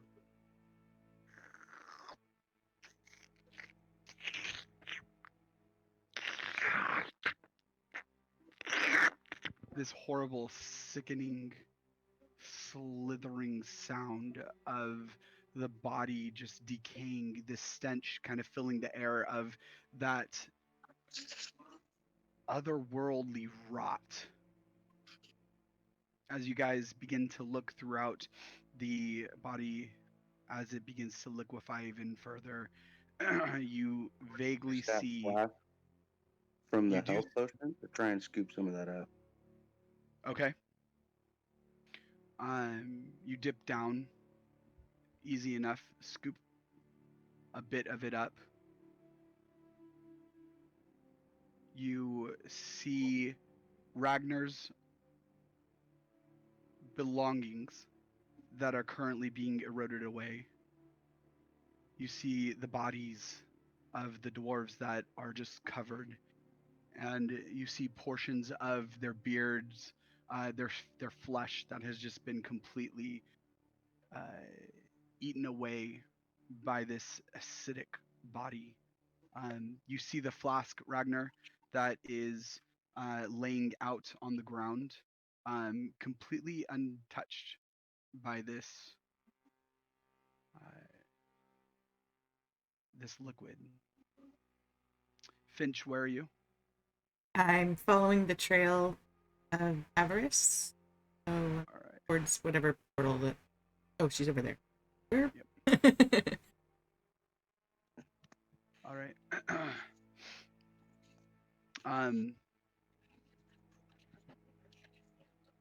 In the ethereal plane, Finch, as you are watching her, Calibran, while you are digging around, looking around, you see I will. I'm doing something. I'm sorry, buddy. You see a sword. You see a shield. Didn't mean to say that. You're totally good, bud. You see a sword. You see a shield. That seems to be completely untouched. That seems to belong to one of the dwarven guards. That's untouched by this liquid that is covering the ground around it, almost like the liquid itself has completely slithered off of it and is not able to stay on. Is not able to find any clutch onto or any clinging surface onto these items. You see a dwarven warhammer that seems to be completely untouched by the liquid as well. Each of these items completely uncovered and untouched by the liquid that is all around it. You can grab them. Finch, as you look, watching within the ethereal realm, you watch as things kind of shift and move, and you watch as though looking through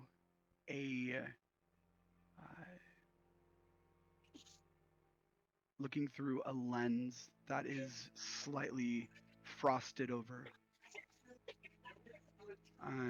You see Avarice in raven form land before this portal. And Finch, you watch as she begins to shift and take her humanoid form, tiefling form again. She walks up to the portal and begins to look around it.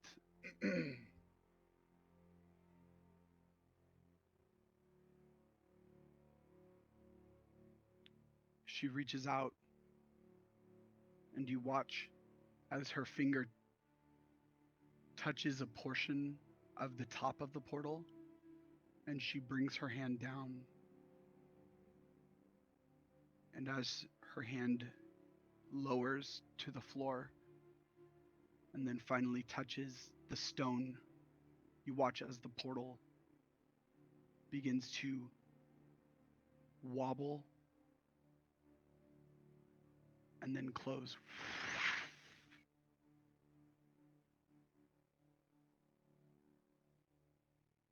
Do I notice any possibility of like what her technique is? Make an investigation check. Yay.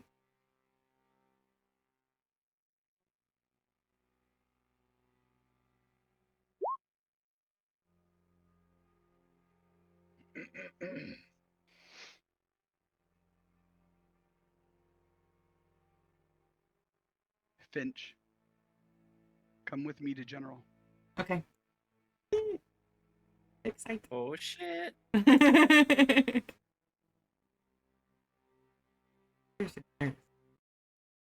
Hello. Hello. As you watch, you see her left hand is currently clutching something that seems to be hanging around her neck. You see this light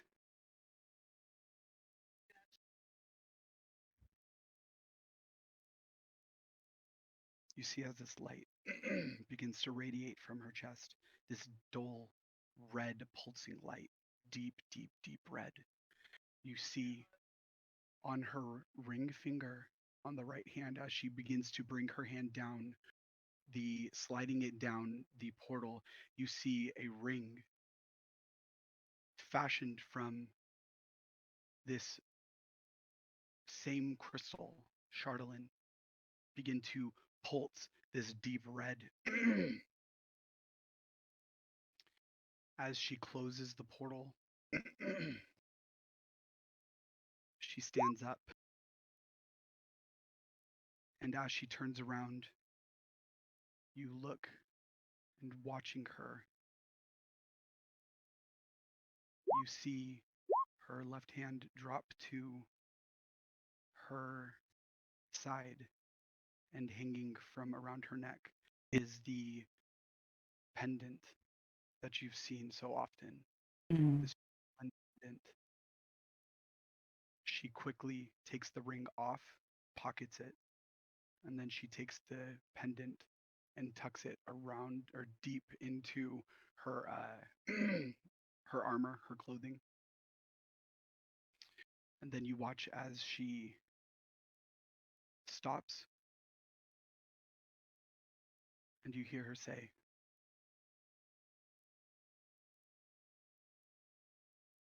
"Yes,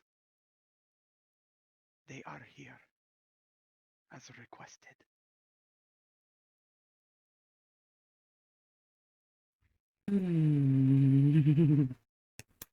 He's gonna get an arrow. All right, go back to D&D. Okay, thank you. And you watch as Welcome back. Thank you. Watch as Avarice once again shifts into the raven form and begins to flutter back, fly back towards the rest of the party.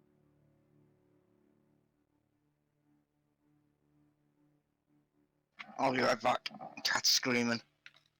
No worries. You guys, each of you, as you guys see, the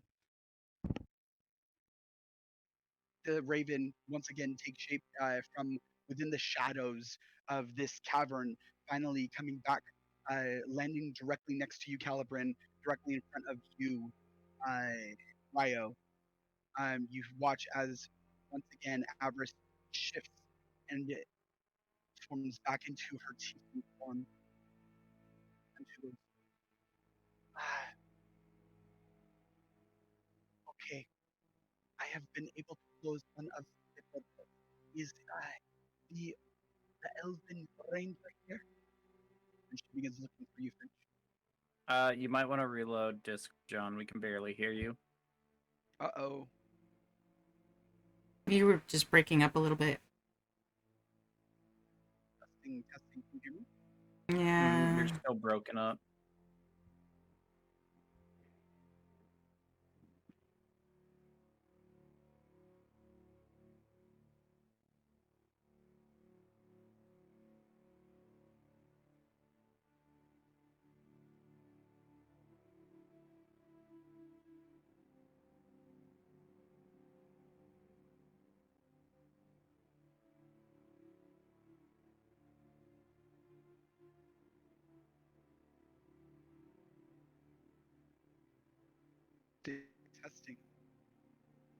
Testing.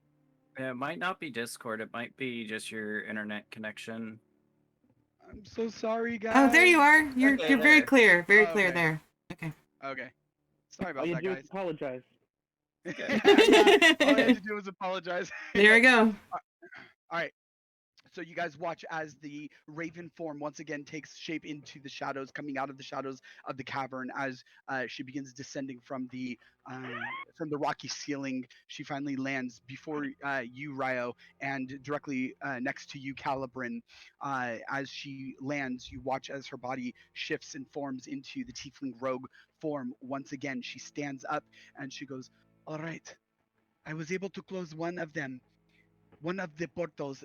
Where is the elven ranger that?"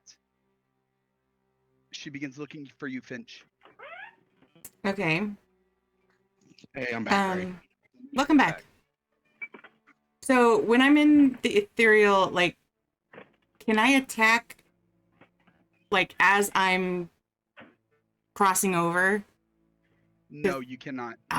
Because I want to like pop in and like just stab her in the back. But so instead I'll just pop back and just appear in front of her.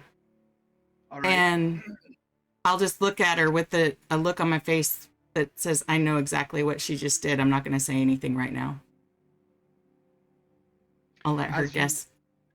Yeah, as you pop back directly in front of her, she takes a step back immediately, and you watch as she immediately braces, almost for an attack. She grabs at her daggers. Her body tenses up briefly as she looks around. As you guys see her tense up, and she begins to almost unsheath her daggers. What are you guys doing? My body language is directly at her, like, "Oh, are you gonna do that? Because you know what that means." Yeah, my body language is very clear what my intention is for her. I'm just gonna count on my party members to figure it out.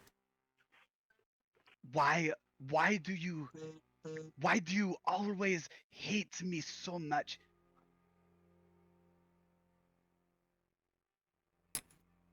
You guys are you Finch and her are staring down each other right now.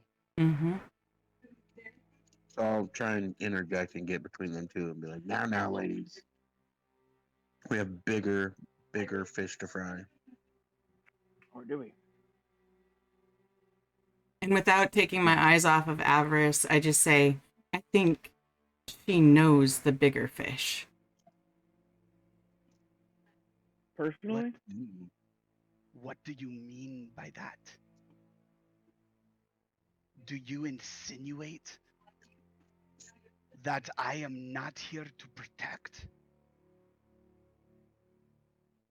Who requested our presence here? I requested your presence? No, girly.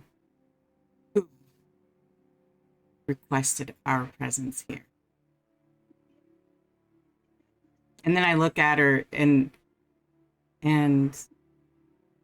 I feel like I don't have to like quote what she said because she should know. Sorry about that, I'm back. Welcome back. As you say that, as you ask Finch who requested our presence here, she puts her daggers back in from halfway unsheathing. She lowers her hands, and that's where we will pick up next week. All right. Man, you two got some unresolved tension that you two need to work through.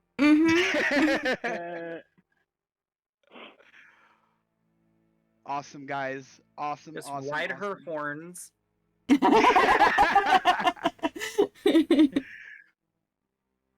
Have to put some stoppers on there.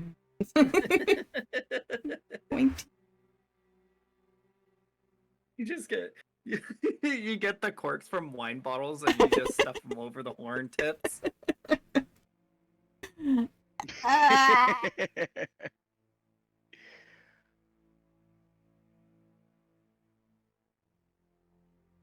Awesome, guys. You guys are amazing. Thank you for the session. You're amazing. Yeah, thank you. I love you guys. Happy Father's Day to everyone. Happy Father's Day. Happy Day. Father's Happy Day. Father's Day. Dungeons and Daddies. Yes. Yes, please. Thank you for picking up. That could be so differently taken. Oh, yes. Here. All right, guys.